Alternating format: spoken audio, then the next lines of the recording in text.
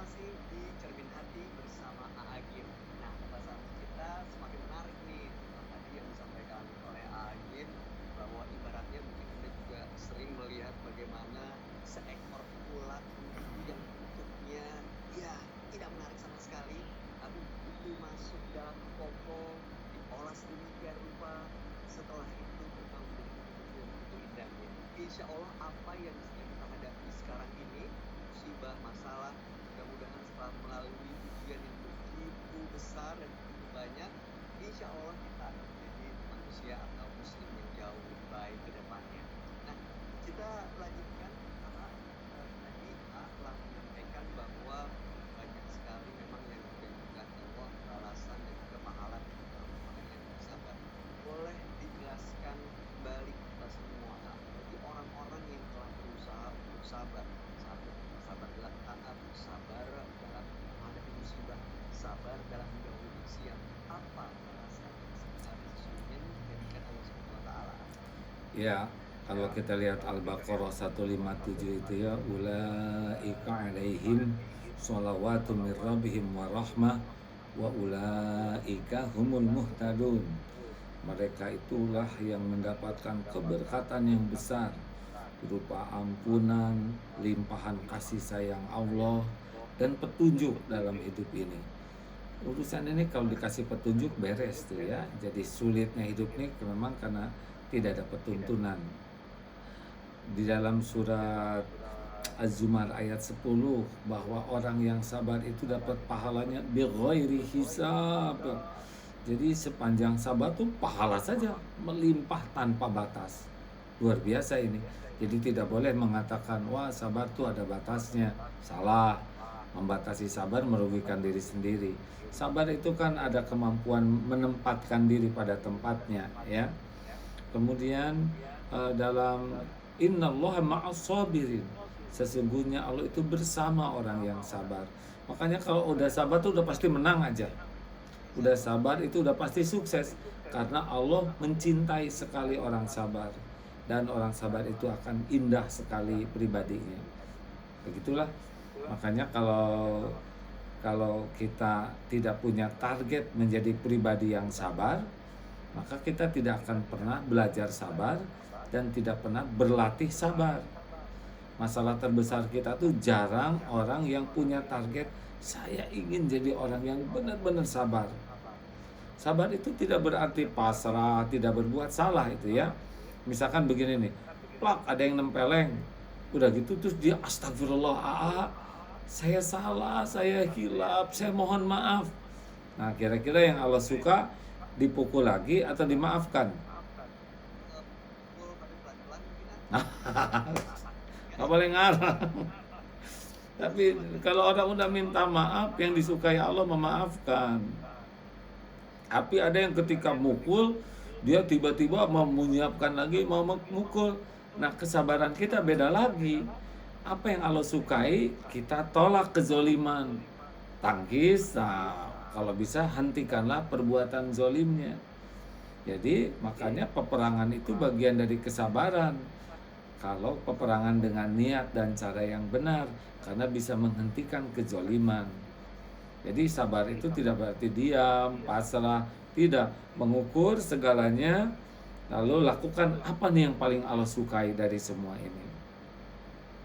Insya Allah. Jadi yang paling penting adalah kita semua harus punya target untuk menjadi orang yang sabar. Harus punya target, lalu belajar ilmu sabar dan berlatih. Riadoh, terus latih. Setiap kejadian dijadikan sarana berlatih untuk memiliki sikap sabar. Insya Allah, mudah-mudahan kita semua termasuk orang yang punya kesempatan untuk bisa berlatih menjadi orang yang sabar ya pemirsa. Nah, berikut ini seperti janji kami sudah ada pemirsa yang akan bertanya langsung dengan Agim. Langsung kita sapa. Assalamualaikum. Waalaikumsalam. Dengan Mas siapa namanya? Dengan Rongkut Suara Namanya mirip nih. Rangga Oktora. Rongkur. Mas Rongkur kita belum pernah bertemu sebelumnya atau kita bukan saudara? Iya belum, kita belum pernah ketemu. Belum pernah ketemu tapi udah saudara sama muslim ya. Ada pertanyaan Mas yang ingin diajukan ke AA? Iya, ada 10 pertanyaan. Silakan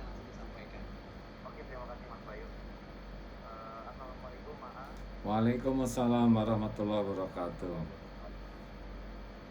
Sehat kan? Alhamdulillah, terima kasih sehat. Nah, itu Alhamdulillah. pertanyaannya Ronggo itu Bukan, bukan itu Mas Bayu. oh, serius kan itu pertanyaan ya? Oke, masuk ke pertanyaannya. Saya pernah mendapat musibah kehilangan suatu barang yang nilainya cukup besar. Saya berusaha sabar dan ikhlas karena saya yakin Allah akan menggantinya dengan yang lebih baik, Kak.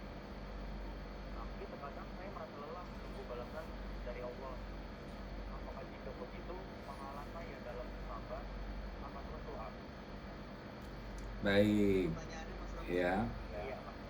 Ya, jadi sudah sabar, Alhamdulillah. terus menunggu balasan dari Allah.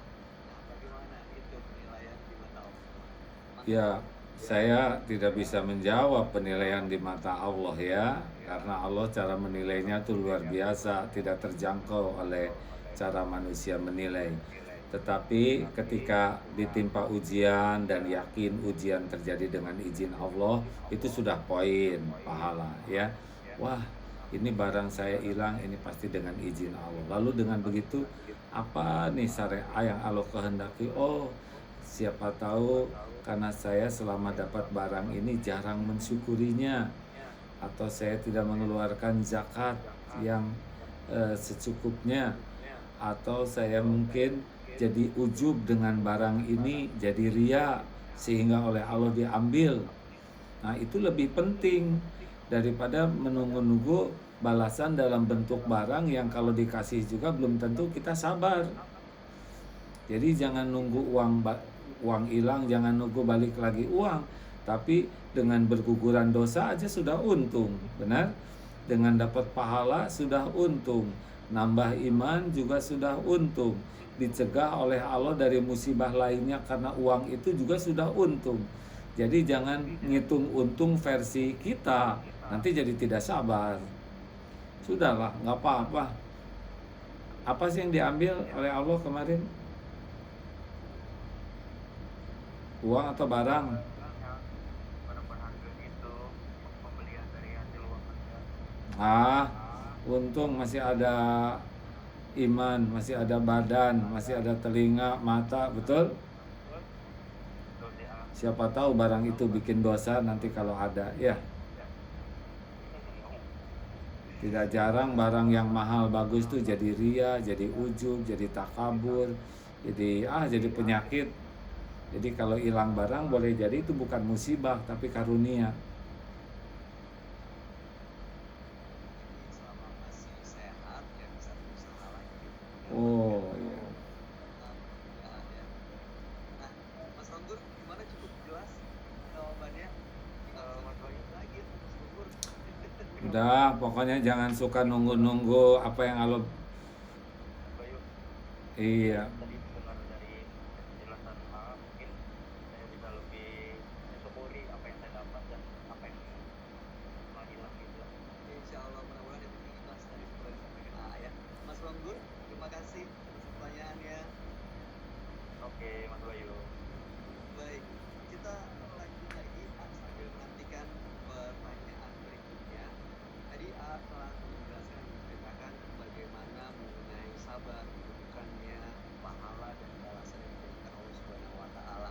Nah, kalau kita mencontoh tauladan kita baginda Nabi besar Rasulullah Shallallahu Alaihi Wasallam, apa gambaran atau kisah yang bisa menceritakan kesabaran beliau yang begitu besar yang mungkin bisa menjadi tauladan buat kita semua?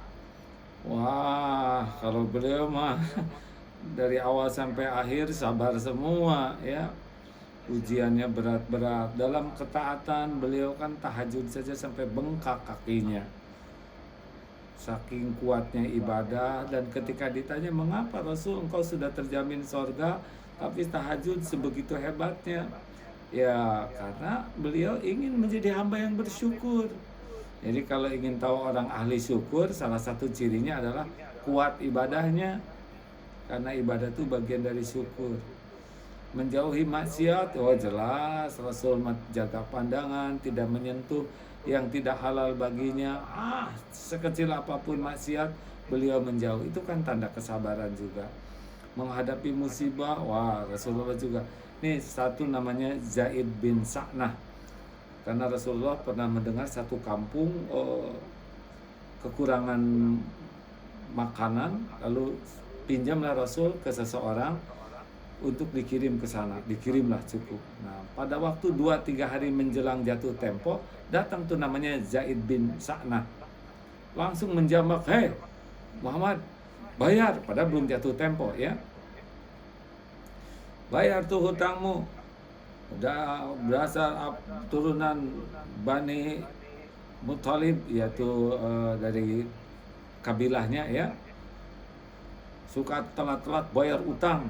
Waduh, itu kata-kata sangat arogan, sombong di depan Rasulullah, dan Rasul ada para sahabat lain, ada Umar, ada Utsman. Waduh, itu Umar langsung merah. Kalau tidak rasa hormat terhadap Rasulullah, kan saya tebas begitulah. Tapi Rasulullah berkata begini dengan sangat tenang dan biasa tuh. "Umar, ini urusan saya dengan dia, urusan pinjam meminjam, insya Allah diselesaikan baik-baik. Seharusnya engkau menyuruh aku membayar dan menasihati dia supaya menagih dengan cara yang baik. Ayo kita selesaikan, Umar, bereskan." Akhirnya Umar bawa, lebihkan dia 20 gantang. Pinjamnya cuma 8, tapi dilebihkan 20 gantang. Lalu sampailah dibayar oleh Umar bin Khattab. Lalu dia bertanya, "Kenapa nih dilebihkan?" "Ya, ini disuruh oleh Rasulullah melebihkan untuk ngupahin kemarahanmu."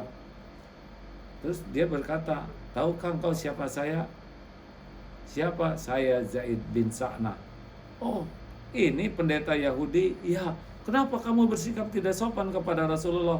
"Sebetulnya aku ingin tahu sampai di mana tingkat kenabian. Aku sudah tahu dari raut mukanya, tinggal kesabarannya.